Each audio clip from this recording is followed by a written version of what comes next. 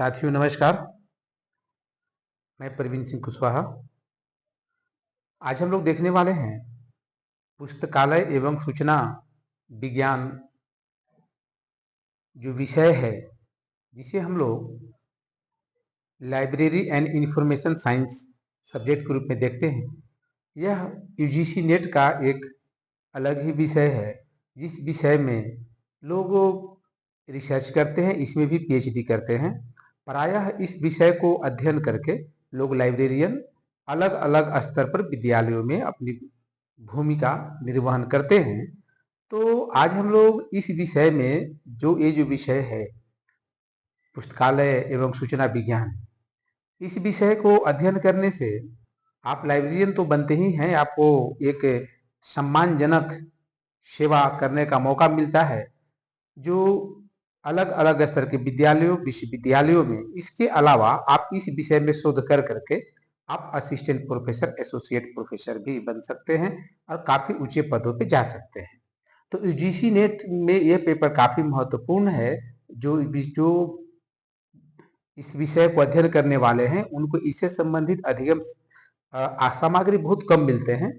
इसीलिए स्पेशली बिहार के लोगों के रिक्वेस्ट पे और कुछ लोग मेरे परिचित हैं, उनके रिक्वेस्ट पे हुआ कि लाइब्रेरी साइंस की तैयारी कराई जाए। तो इसको हमने शुरुआत किया है और हम अभी तक बहुत सारे लाइब्रेरी साइंस के क्लासेस ले चुके हैं। तो आज हम लोग अलग अलग प्रकरण के हिसाब से जो यूजीसी नेट या आपके पुस्तकालय अध्यक्ष या लाइब्रेरियन बनने के लिए जो सिलेबस का हिस्सा है, उससे संबंधित हम टॉपिक पे अध्ययन करते हैं और क्रमबद्ध कर रहे हैं। तो आप लोगों को ये करना है कि उसको क्रमबद्ध तरीके से स्टडी करना है। जो लोग लेट से भी क्लास ज्वाइन कर रहे हैं, वो पुराना वीडियो लाइब्रेरी साइंस जो मेरा ग्रुप है उसमें जा करके आप देख सकते हैं, तो आपको मिल जाएगा। तो चलिए हम लोग आज देखते हैं library and information science.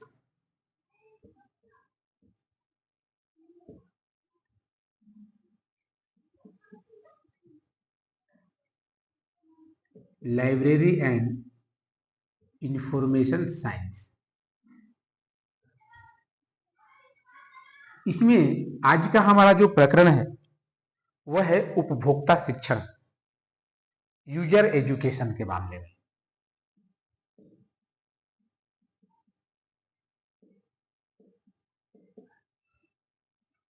User education, उपभोक्ता शिक्षण।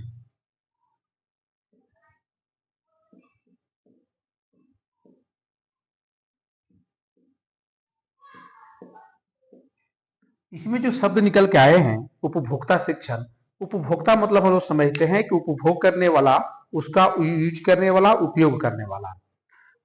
तो अगर हम लाइब्रेरी साइंस की बात कर रहे हैं और इस विषय में हम लोग उपभोक्ता शिक्षण पढ़ रहे हैं, तो वहां पे हमारा होगा हमारे पाठक से संबंधित, हमारे लर्नर से संबंधित, जो सेल्फ स्टडी करने के लिए लाइब्रेरी में आते हैं, इनके इर्द गिर्द कुछ हमारा उपभोक्ता शिक्षण होगा। तो चलिए हम लोग आज देखते हैं यूजर एजुकेशन। हम लोग जब पुस्तकालय की बात करते हैं तो पुस्तकालय में बहुत सारी अध्ययन सामग्रियां होती हैं, जिसमें बुक भी होते हैं, जिसमें रिसर्च जर्नल भी होते हैं, जिसमें न्यूज़पेपर भी होते हैं, अलग अलग तरीके की किताबें होती हैं, साहित्य भी होते हैं, पाठ्य क्रम से संबंधित भी होते हैं, आपके स्कूल कॉलेज सिलेबस से संबंधित किताबें होती हैं और बहुत सारी किताबें होती हैं लाइब्रेरी में।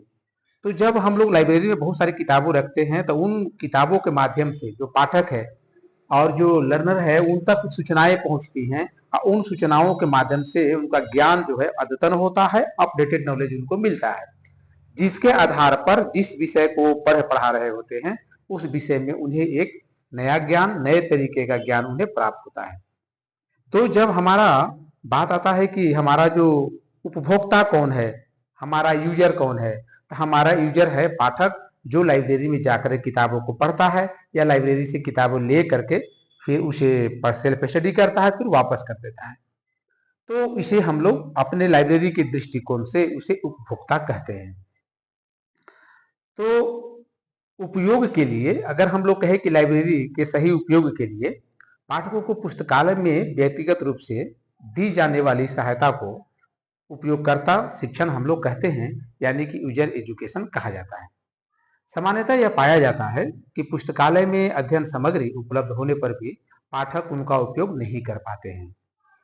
तो अगर पाठक उसका उपयोग होने के बाद भी नहीं कर पाते हैं, और ये समस्याएं कोई पुरानी नहीं है, पहले भी है, आज भी ये समस्याएं हैं, तो वर्तमान में यह जो मुख्य समस्या है, यह देखने को जो मिल रही है कि पाठक पुस्तकालय में उद्यन जो उपलब्ध सामग्री है उससे वो अनभिज्ञ हैं, उस तक वो नहीं पहुंच पा रहे हैं, जिससे पुस्तकालय का सदुपयोग नहीं हो पा रहा है।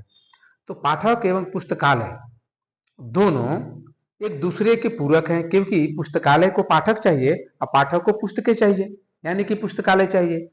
इसलिए पुस्तकालय के उपयोग हेतु वे सभी प्रयत्न किए जाने आवश्यक हैं जो पाठक का पुस्तकालय से परिचय कराए अथवा पुस्तकालय से पूर्ण लाभ उठाने में सहायक हो। इन्हीं प्रयत्नों में से एक है यूजर एजुकेशन। अगर हम लोग इसकी बात करते हैं तो इसके अंदर यूजर एजुकेशन के संदर्भ में कुछ परिभाषाएं हैं, तो हम लोग दो परिभाषाएं देखेंगे। एक परिभाषा है जेम्स टेक्लियान का, जेम्स टेक्लियान, ये एक लेखक हैं, इन्होंने यूजर एजुकेशन लाइब्रेरी के संदर्भ में इन्होंने लिखा है। ये क्या लिखते हैं? लिखते हैं कि उपयोगकर्ता शिक्षण में, इसको हम लोग संक्षेप में देख लेंगे। उपयोगकर्ता शिक्षण में ऐसे किसी भी प्रयत्न और कार्यक्रम को सम्मिलित मानना चाहिए जिनका उद्देश्य विद्यमान एवं संभावित उपयोगकर्ता को सूचना की आवश्यकताओं को पहचानने एवं निरूपण करने तथा सूचना सामग्रियों का कुशल एवं प्रभावी उपयोग तथा मूल्यांकन करने में मार्गदर्शन एवं निर्देश देता है। ये कहते हैं कि उपयोगकर्ता शिक्षण के संदर्भ में क्या कहे हैं? कहते हैं कि ऐसे किसी भी प्रयत्न मतलब प्रयास या कोई ऐसा कार्यक्रम में शामिल करना चाहिए। तो लाइब्रेरी को क्या करना चाहिए कि बीच बीच में ऐसे कार्यक्रम का आयोजन लाइब्रेरी में पुस्तकालय में करना चाहिए जिनका उद्देश्य वहां जो विद्यमान है, जो उपस्थित है सामग्री एवं जो उपयोगकर्ता लाइब्रेरी में हैं, उनको सूचनाओं की आवश्यकताओं को, जो पाठक जा रहे हैं लाइब्रेरी में, उनको कैसी सूचनाएं चाहिए, उनकी आवश्यकताओं को पहचानने और उन्हें उनको वो अध्ययन सामग्री उन्हें देने, और जो सूचना सामग्री जो उपस्थित हैं, उपलब्ध हैं लाइब्रेरी में, उनका कुशल एवं प्रभावी उपयोग, उनका एक कौशल के तरीके से उपयोग करेंगे और उसका भी उपयोग होगा वो उन पर प्रभावी होगा, तथा उनका मूल्यांकन करने में मार्गदर्शन एवं निर्देशन देना होता है। ये काम होता है उपयोगकर्ता शिक्षण का, जिसे हम यूजर एजुकेशन कहते हैं। एक है म्यूज।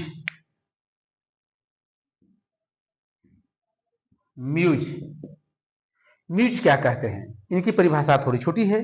म्यूज कहते हैं कि पुस्तकालय के अच्छे उपयोग के लिए पाठक को सहायता देने में जो निर्देश दिए जाते हैं उसे उपयोगकर्ता शिक्षण बोलते हैं। ये क्या करते हैं कि पाठक यानी कि जो लर्नर है, जो लाइब्रेरी में पढ़ने जा रहा है, तो जो पाठक है उसको ऐसी पुस्तकें आपके पास होनी चाहिए, जो पाठक वहां पढ़ने जा रहा है उसको सहायता देने में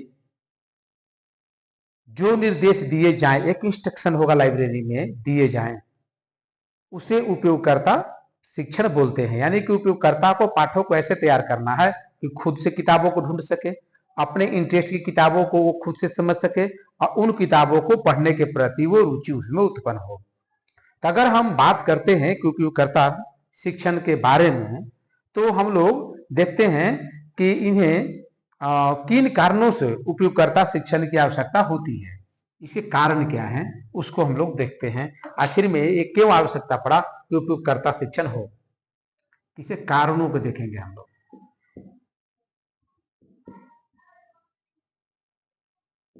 पहला है पुस्तकालय का स्वरूप।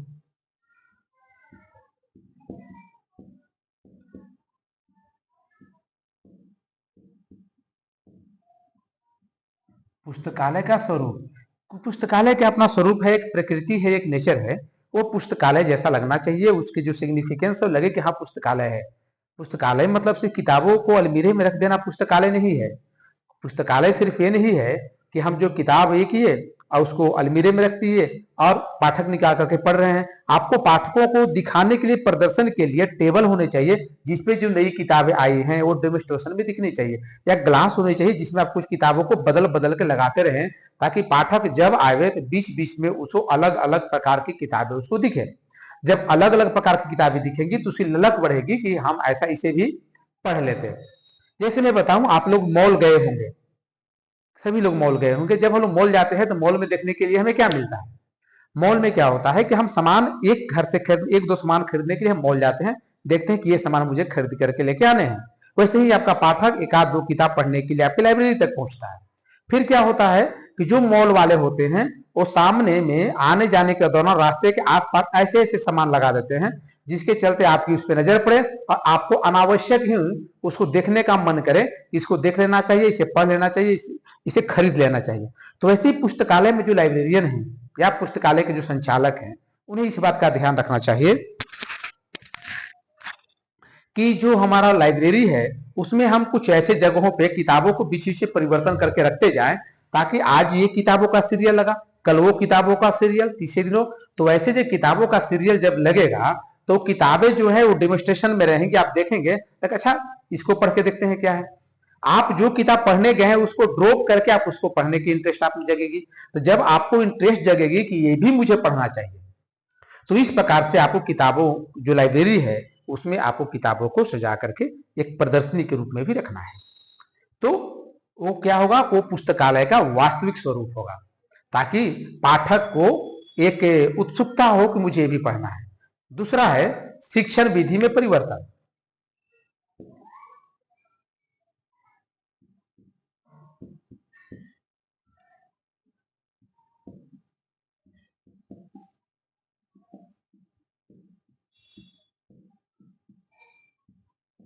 शिक्षण विधि में परिवर्तन, वर्तमान में हम लोग शिक्षण विधि की बात करते हैं तो बहुत सारे शिक्षण विधियां हैं अध्ययन अध्यापन के लिए।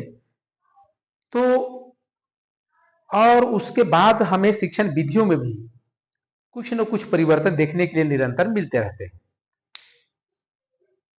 इसके कारण, परिवर्तन हो जाने के कारण पुस्तकालय का उपयोग जो है, शिक्षण विधियों में जब परिवर्तन होंगे तो पुस्तकालय का भी स्वरूप बदलेगा। जैसे जब हमारे यहाँ शिक्षण विधियों में पहले पारंपरिक शिक्षण विधियां जो थी, व्याख्यान, पाठ्य पुस्तक, ये सब, तो जो व्यक्ति थे वो पढ़ने के लिए वहां पहुंचते थे। अब पहुंचने के बाद जब देखते थे कि इन शिक्षण विधियों का प्रयोग हो रहा है तो उससे संबंधित किताबों को लेते थे।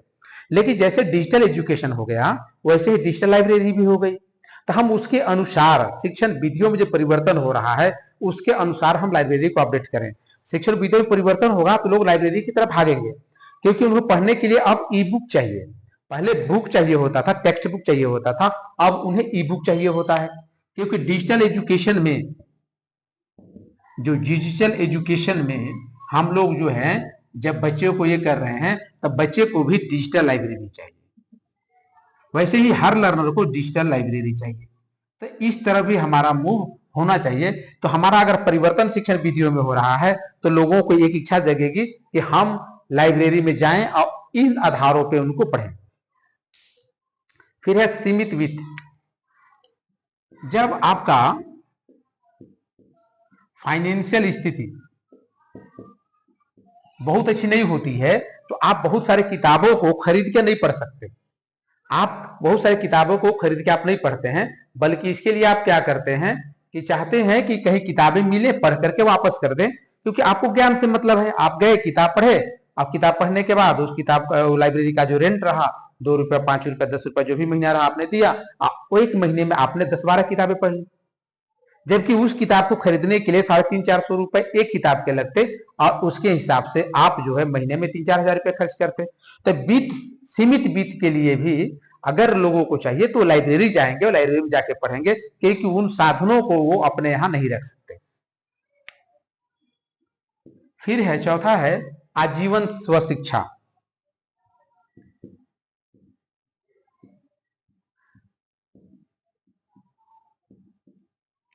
आजीवन स्वशिक्षा, आजीवन स्वशिक्षा में क्या होता है कि जो व्यक्ति को पढ़ने की लत हो गई है, वो स्वयं से पढ़ना चाहता है, वह आजीवन कुछ न कुछ पढ़ता रहेगा, और उसकी ये जो आदत है वह उसे पढ़ने के लिए मजबूर करेगी, उसे किताबों तक पहुंचने के लिए मजबूर करेगी। जो आदतन लर्नर हैं, जो पाठक हैं, ये भी है कि वो आपके यूजर इसलिए भी बनेंगे क्योंकि उन्हें किताबें चाहिए, और किताबें इसलिए भी चाहिए क्योंकि इनके पास उतने पैसे नहीं है कि किताबें खरीद के पढ़े, किताबें रखे, बल्कि लाइब्रेरी में जाए पढ़े आगे। और दूसरा है कि वो आजीवन लाइफ टाइम लर्नर हैं, वो चाहते हैं कि हम जीवन भर कुछ न कुछ सीखते पढ़ते रहें। तो इसलिए ये सब कारण है आपके यूजर एजुकेशन के।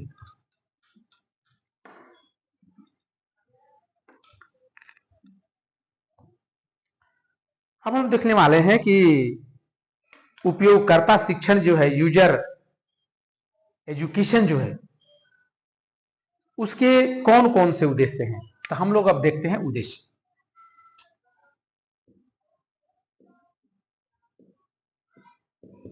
उद्देश्य उद्देश्य में पहला है, पुस्तकालय में सभी प्रकार की मुद्रित, अमुद्रित यानी कि प्रिंटेड, अनप्रिंटेड यानी कि ई बुक जिसे कह सकते हैं, सामग्री का संकलन करना, जिसे संस्था के उद्देश्यों की पूर्ति की जा सके। तो हम लोग क्या करते हैं, मुद्रित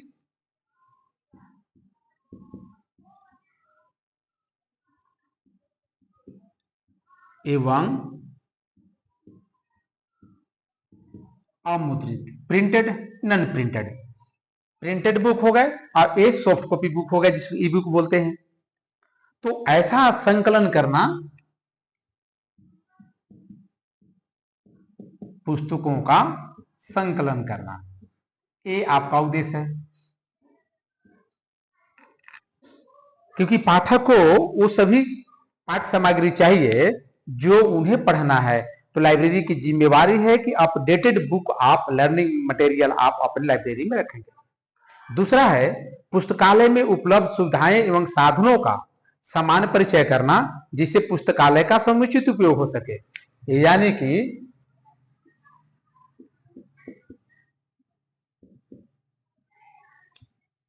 पुस्तकालय का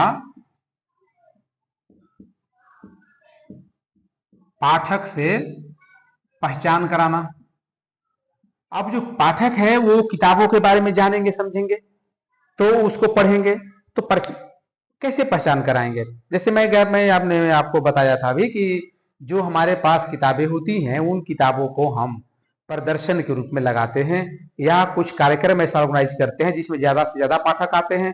जो पाठक नहीं भी हुए हैं हमारे, उनको भी कहते हैं कि आप भी आइए, कुछ कार्यक्रम है, वर्कशॉप है, या कुछ चीजें ऐसी है जिसको आप जानने सीखने के लिए मिलेंगे। तो ऐसा आप करते हैं।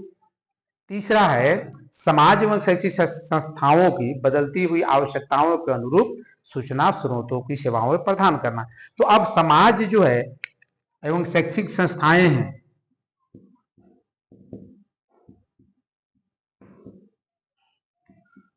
शैक्षिक जो संस्था है, वो दिनों दिन परिवर्तन हो रहा है। एजुकेशन सिस्टम में बदलाव हो रहे हैं, तो वो भी बदल रहे हैं। तो आपको क्या करना है कि उनके आवश्यकताओं के अनुरूप, आवश्यकतानुसार उपलब्धता आप देख लेंगे कि क्या आवश्यकता है, उसके अनुसार आप उपलब्ध कराएंगे। चौथा, पाठकों में पुस्तकालय का सही उपयोग का विश्वास जागृत करना।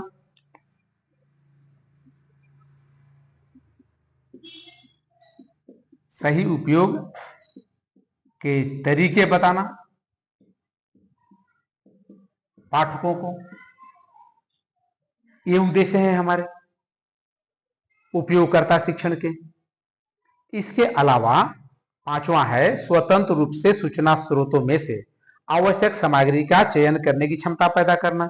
यानी कि जो पाठक होंगे, पाठकों को स्वतंत्र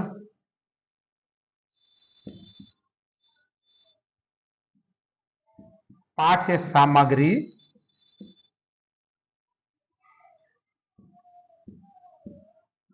चयन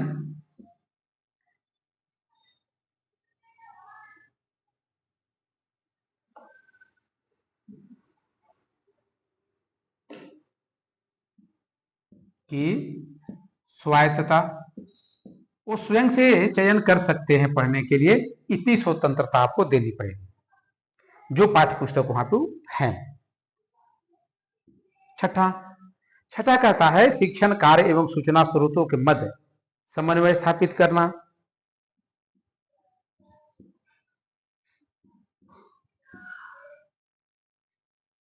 शिक्षण कार्य एवं पाठ्य सामग्री के मध्य समन्वय होना चाहिए, समन्वय हो। शिक्षण कार्य जब टीचर पढ़ा रहे हो क्लासरूम में तो उन्हें यह भी बताएं कि आप इससे संबंधित विशेष जानकारी के लाइब्रेरी में जाएं, इन राइटर या लेखक की पुस्तकें लाइब्रेरी में उपस्थित है, जा करके इससे बेहतर नॉलेज के लिए और सीखें। शिक्षक को कभी ये नहीं कहना चाहिए कि हम जो पढ़ा रहे हैं वो सफिशियंट है, इससे ज्यादा कहीं देखने की जरूरत नहीं है। मैं कई क्लासों में या मैं ऑनलाइन भी देखता हूँ कि शिक्षक बार बार ये कहते हैं कि मैं जो बता रहा हूं उससे बाहर देखने की जरूरत नहीं है, मैं जो बता रहा हूं उससे बाहर देखने की जरूरत नहीं है। उस टीचर में एक अहंकार हो जाता है कि वो सब कुछ जानते हैं और जितना जानते हैं उससे बाहर कुछ भी नहीं। ये मूर्खता की चरम है। इसलिए शिक्षकों को इसे बचना चाहिए, कहने से कहना चाहिए कि हमारे अलावा बहुत सारे रिसोर्सेस हैं, वहां भी आप जाएं, पढ़ें, समझें, देखें और कुछ किताबें अलग अलग तरीके की किताबों को पढ़ें।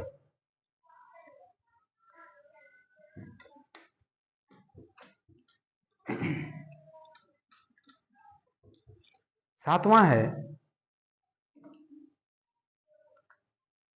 आठवां, पाठ सामग्री का समुचित व्यवस्थापन करना। सातवां, पाठ्य सामग्री का समुचित व्यवस्थापन।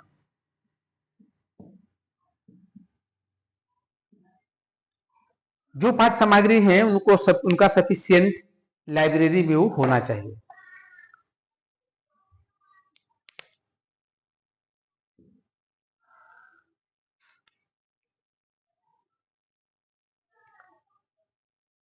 इसके अलावा स्वतंत्र रूप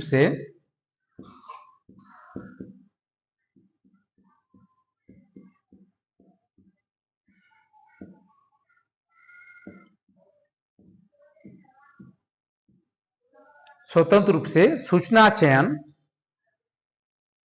या सूचना स्रोतों का चयन, सूचना स्रोतों का चयन करना। तो ये इनके क्या हुए उद्देश्य।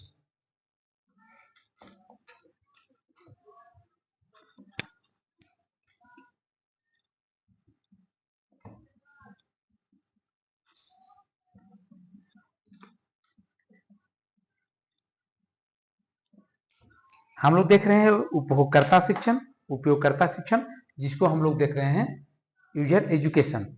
अब हम लोग बात करते हैं उपयोगकर्ता शिक्षण की कौन कौन सी विधियां हैं। विधियां, मेथड।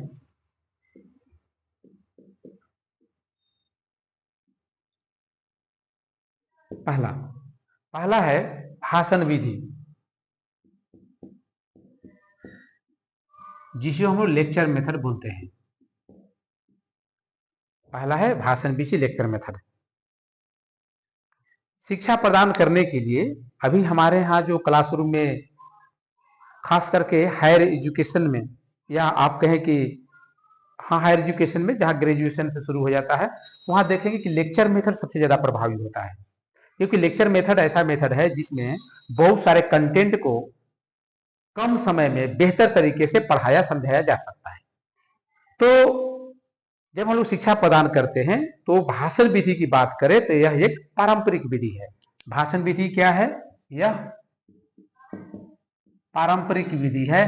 पहले, बहुत पहले से हमारे जो शिक्षक थे, वैदिक कालीन शिक्षक भी भाषण विधि का ही प्रयोग करते थे। इसका उपयोग बड़े समूहों में श्यामपट्ट, प्रोजेक्ट आदि की सहायता से शिक्षा दी जाती है। अगर हम भाषण विधि जैसे मैं पढ़ा रहा हूं तो मैं आपको लेक्चर मेथड में ही पढ़ा रहा हूं, तो इसमें क्या मैं कर रहा हूं आपको पढ़ाने के दौरान कि मैं बोर्ड यूज कर रहा हूं या प्रोजेक्टर यूज करता हूं कभी कभी।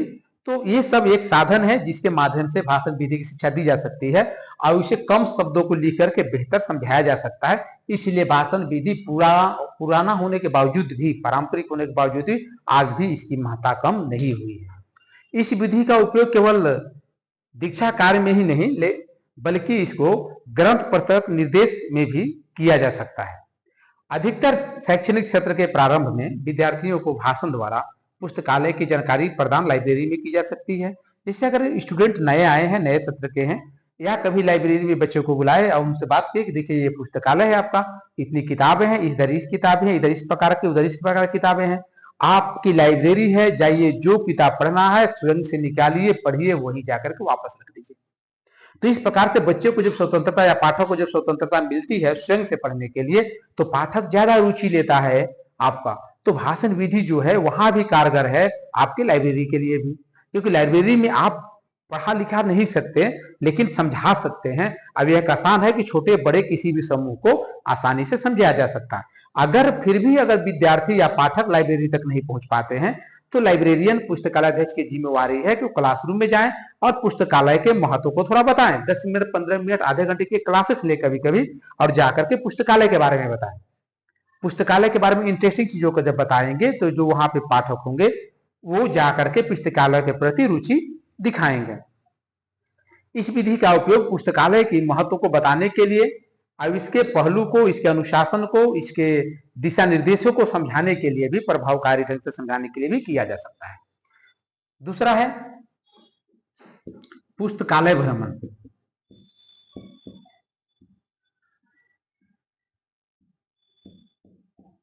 पुस्तकालय भ्रमण, पुस्तकालय भ्रमण क्या है? पुस्तकालय भ्रमण एक तो है कि आपके यहाँ अगर सेंट्रल लाइब्रेरी है और डिपार्टमेंटल बच्चे कम आ रहे हैं तो आप वहां जाके बताएं क्या ये लाइब्रेरी घूमिए, देखिए, समझिए, ये अलग बात हो गई। लेकिन इससे एक अलग बात हो गई कि आपकी लाइब्रेरी भले ही छोटी हो या आपकी लाइब्रेरी में किताबें हो, लेकिन आपको अन्य लाइब्रेरी में भी, अन्य पुस्तकालयों का भी भ्रमण करना चाहिए। जैसे एक मेरे मित्र हैं, उन्होंने बीली एमली भी किया है और अभी तक प्लान चल रहा है उनका कि भाई लाइब्रेरी घूमने जाना है। मैंने कई बार सजेस्ट किया कि आप लाइब्रेरी जाके घूम ले, देख लें। लाइब्रेरी जाके घूमने देखने से क्या हुआ कि आपके मन में समझ में आया कि लाइब्रेरी का महत्व क्या है। तो जब तक आप अलग अलग टाइप की लाइब्रेरी नहीं देखेंगे, अलग अलग संस्थानों को लाइब्रेरी नहीं देखेंगे, आप डिफ्रेंशिएट नहीं कर पाएंगे कि लाइब्रेरी में क्या क्या चीजें होनी चाहिए। क्योंकि एक लाइब्रेरी में जो चीजें, जो साधन है वो एक लाइब्रेरी के अनुसार सही है, लेकिन दूसरे लाइब्रेरी में थोड़े डिफरेंट है। तो वहां जाकर के देखने सीखने के लिए मिलेगा। उसमें भी अभी लाइब्रेरी में, डिजिटल लाइब्रेरी में कोहा सॉफ्टवेयर है, तो कोहा सॉफ्टवेयर को जानना, समझना, उसका प्रयोग करना बहुत जरूरी है। इसलिए भी पुस्तकालय भ्रमण करना चाहिए। और पाठक को, विद्यार्थियों को तो पुस्तकालय भ्रमण इस संस्थान से दूसरे संस्थान में करवाना चाहिए। यदि कॉलेज स्तर का विद्यार्थी है, कॉलेज में पढ़ रहा है, तो उसे विश्वविद्यालय की लाइब्रेरी घुमाना चाहिए। अगर विश्वविद्यालय स्तर का है तो दूसरे विश्वविद्यालय की लाइब्रेरी घुमानी चाहिए। अगर इसे भी आपके संदारे हैं तो इनफ्लिमेट गांधीनगर ले जाइए, घुमाइए, दिखाइए, समझिए। तो जब मैं बिशामपुर बीएड कॉलेज में था तो हम वहां पे अपने जो स्टूडेंट हमारे थे, मुझे जहां तक याद है शायद 18-20 सेशन था या 19-21 सेशन था। वो जो सेशन था उस सेशन के विद्यार्थी गए थे, तो हम लोगों ने स्पेशल एजुकेशन भी देखा और हम लोगों ने जो है वहाँ डिपार्टमेंट ऑफ एजुकेशन का लाइब्रेरी भी देखा, उसमें समय बिताए, उसको हम लोग देखे, समझे, जाने क्या कैसे होता। तो ऐसे भ्रमण हम लोगों को करने चाहिए। तो पुस्तकालय भ्रमण भी एक प्रकार का विधि है। इसके बाद श्रव्य दृश्य विधि।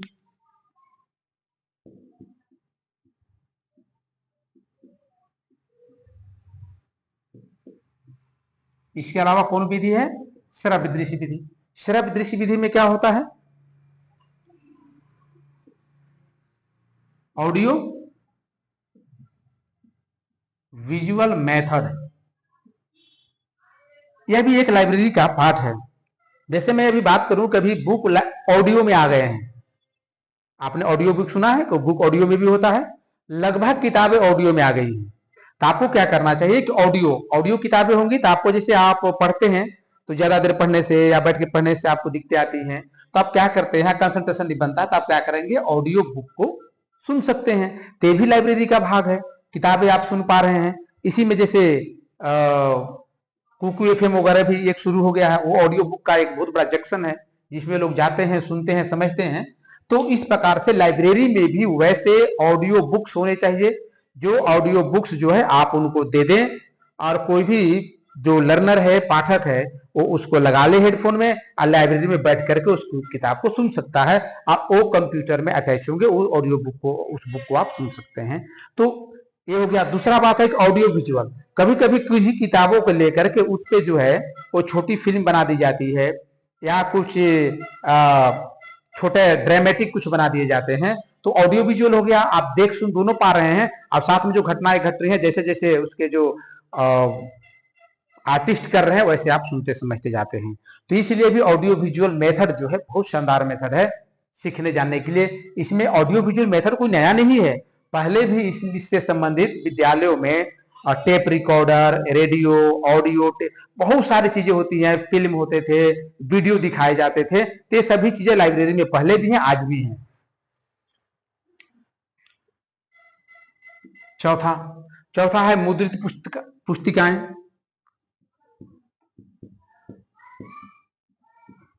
या पुस्तकें। जो आप टेक्स्ट बुक की बात करते हैं, या पुस्तिकाएं भी हैं जो किताबें नहीं बनी हैं, वो हैंड रिटेन है। तो उन चीजों का भी अध्ययन के लिए आपको रखना पड़ेगा। बहुत सारी चीजें ऐसी है पौराणिक समय के लाइब्रेरी में होते हैं जो अभी तक किताबें नहीं बन पाई हैं, लेकिन जिसने जैसे लिखा है वैसे लाइब्रेरी में अभी तक है, तो उसे जीरोस कर करके अलग अलग जगह पर उसे रखा जा सकता है, तो उसे पढ़ा समझा जा सकता है। इसके बाद आप क्या कर सकते हैं, इसके बाद लाइब्रेरी कर सकता है सेमिनार का आयोजन।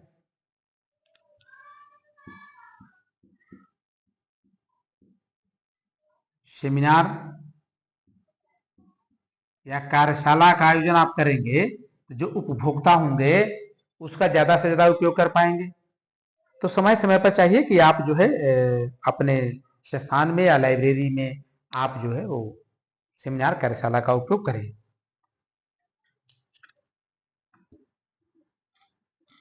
ये विधियां हैं।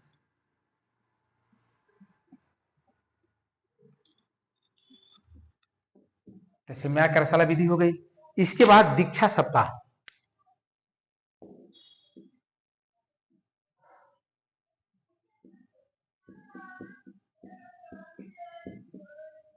दीक्षा सप्ताह, दीक्षा सप्ताह में क्या होता है, सॉरी,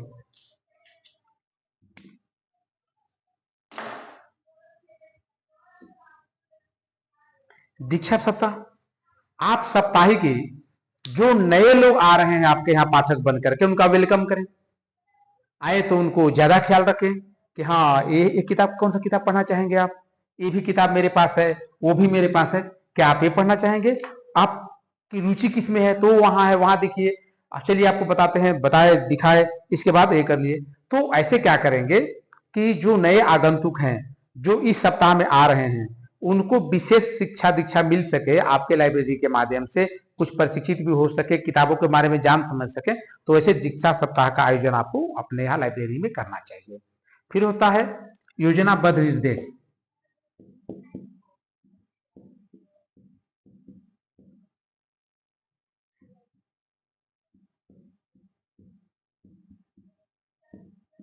आपको योजनाबद्ध तरीके से निर्देश देना होगा ताकि जो पाठक हैं उनका संबंध आपके यहाँ हो, क्योंकि आपके यहाँ सिर्फ किताबें नहीं है जो निकाल के पढ़ी जा सके, आपके यहाँ किताबें हैं, कंप्यूटर है, सरल दृश्य सामग्री है, ऑडियो विजुअल एड है आपके पास। इसे पाठक को जो जिसमें रुचि लेना चाहे, किसी को कहेगा हम ई बुक लेंगे, हम ऑडियो बुक सुनेंगे, हम वीडियो देखेंगे, तो देखने दीजिए उनको, ऐसे ऐसे करके उनको ग्रुप में बांट दीजिए और जो जो करना चाहते हैं उनको उनको दे दीजिए, जो किताब पढ़ना चाहते हैं उनको ये कर दीजिए। अगर पाठक ज्यादा है, आपके पास इंस्ट्रूमेंट टूल्स कम है, तो वेट कराए, दूसरा किताब दे, तब तक आप ये पढ़िए, तब तक कितना देर में खाली हो जाएगा, आप बैठ जाइएगा, पढ़ लीजिएगा। तो इस प्रकार से हम लोग जो है उपयोगकर्ता शिक्षण की इन विधियों का प्रयोग करते हैं। तो आज बस इतना ही, मिलते हैं अगले क्लास में।